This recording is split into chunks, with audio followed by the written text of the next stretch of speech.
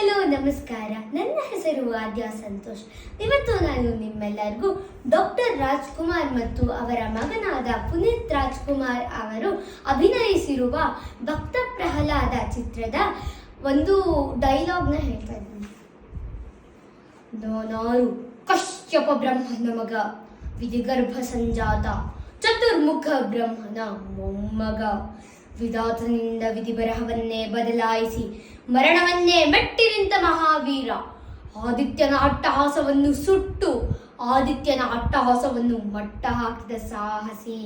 ಅತಳ ವಿತಳ ಸುತಳ ರಸಾತಳ ತಳಾತಳ ಮಹಾತಳ ಪಾತಾಳಗಳನ್ನು ಪಾದದಡಿಯಲ್ಲಿ ತುಳಿದಿಟ್ಟ ಪರಾಕ್ರಮಶಾಲಿ. ಅಡಿಯಿಟ್ಟರೆ ಬಿರಿಯುವುದು ಭೂಮಿ, ತಲೆ ಎತ್ತರೆ ಬೆಚ್ಚುವುದು ಭಾನು, ಕೈ ಎತ್ತರೆ ನಡುಗುವುದು ಸೃಷ್ಟಿ. ಚತುರ್ಮುಖದ ಸೃಷ್ಟಿಯೇ ನನ್ನ ಆಜ್ಞೆಯನ್ನು ಪಾಲಿಸುವಾಗ ಯಕ್ಕ ಜನನ ಮಗ, ನಾ ಜನ್ಮ ಕೊಟ್ಟ ಮಗ, ನನ್ನ ವಂಶವನ್ನೇ ಬೆರಗಬೇಕಾದ ನನ್ನ ಕುಮಾರ. ನನ್ನ ಆಶಾ ಜ್ಯೋತಿಯಿಂದ ಇಂದೂ ನನ್ನ ಮನಸ್ಸಿಗೆ ನೆಮ್ಮದಿ ಇಲ್ಲವೆಂದರೆ ಇದೊಂದು ಬದುಕೆ, ಇದೊಂದು ಜನ್ಮವೇ, ಇದಂತಹ ದುರ್ವಿಧಿ, ಇದಂತಹ ದುರ್ವಿಧಿ. ನಾನೇ ಸರ್ವಶಕ್ತನೆಂದುಕೊಂಡರೆ ಅದಾವ ಶಕ್ತಿ ನನ್ನ ಎದುರಾಗಿ ಕಾಡುತ್ತಿದೆ.